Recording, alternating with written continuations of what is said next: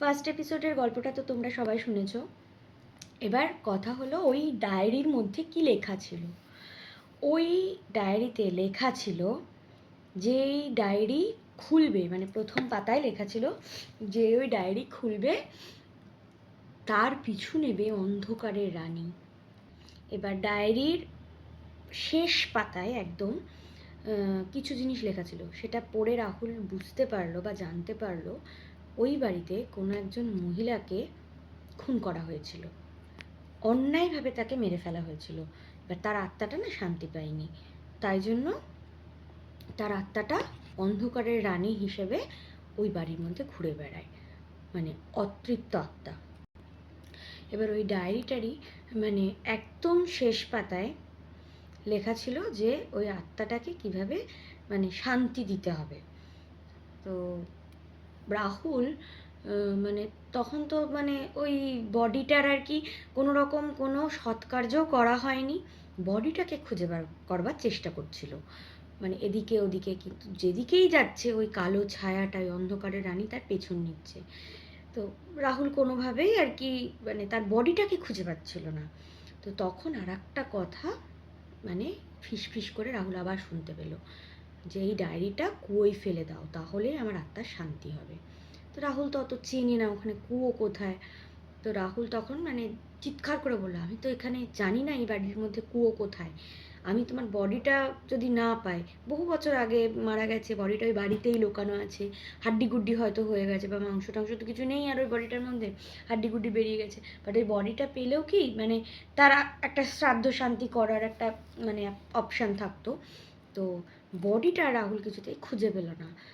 তো ও বারবারই বলছে তুমি এই ডায়েরিটা কুয়োতে ফেলে দাও, ওই বাড়ির পেছন দরজা দিয়ে বেরাও, বেরিয়ে ওইখানে একটা গাছ আছে, তার পেছনে একটা কুয়ো আছে, ওখানটা তুমি আমি ডায়েরিটা ফেলে দিয়ে আসো, তাহলে আমি মুক্তি পাবো।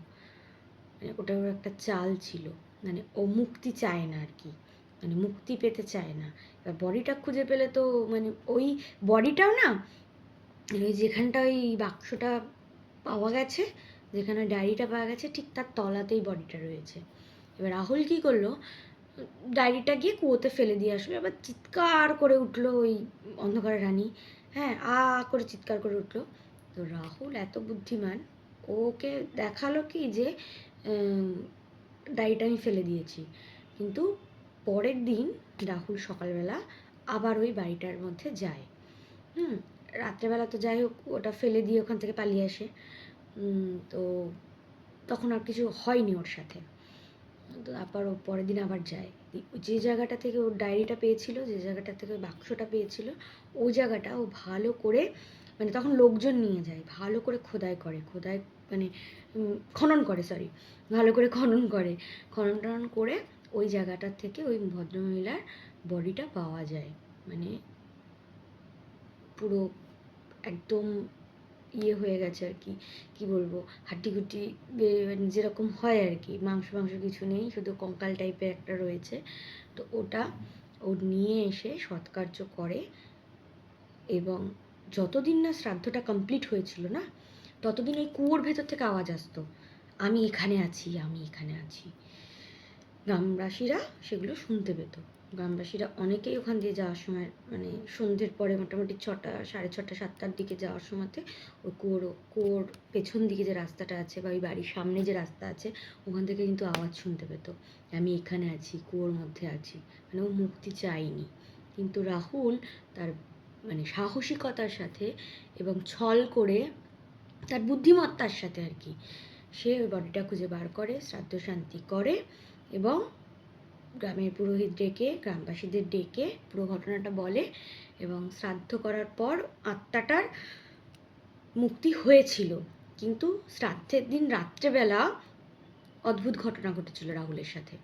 রাহুল হঠাৎ করে মানে খেয়ে দিয়ে রাত্রেবেলা, শ্রাদ্ধ টাদ্ধ হয়ে গেছে, খেয়ে দিয়ে ও টয়লেট গেছিলো আর কি।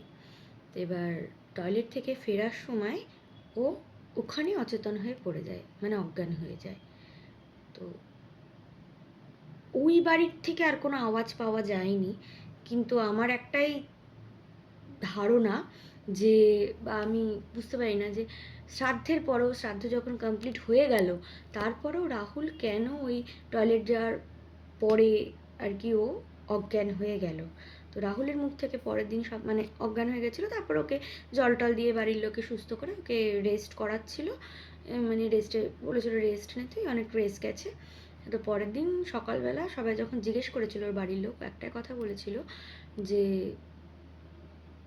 আমাকে কেউ যেন ঠেলা মেরে ফেলে দিল এবং আমি অজ্ঞান হয়ে গেলাম। তো জানি না ওর মুক্তি আদৌ হয়েছিল কিনা শ্রাদ্ধ করবার পরেও। তো সেটা আমি নেক্সট এপিসোডে বলি। যদি ভালো লাগে এর পরের পর্বটা দেখতে হবে, গল্পটা যদি ভালো লেগে থাকে।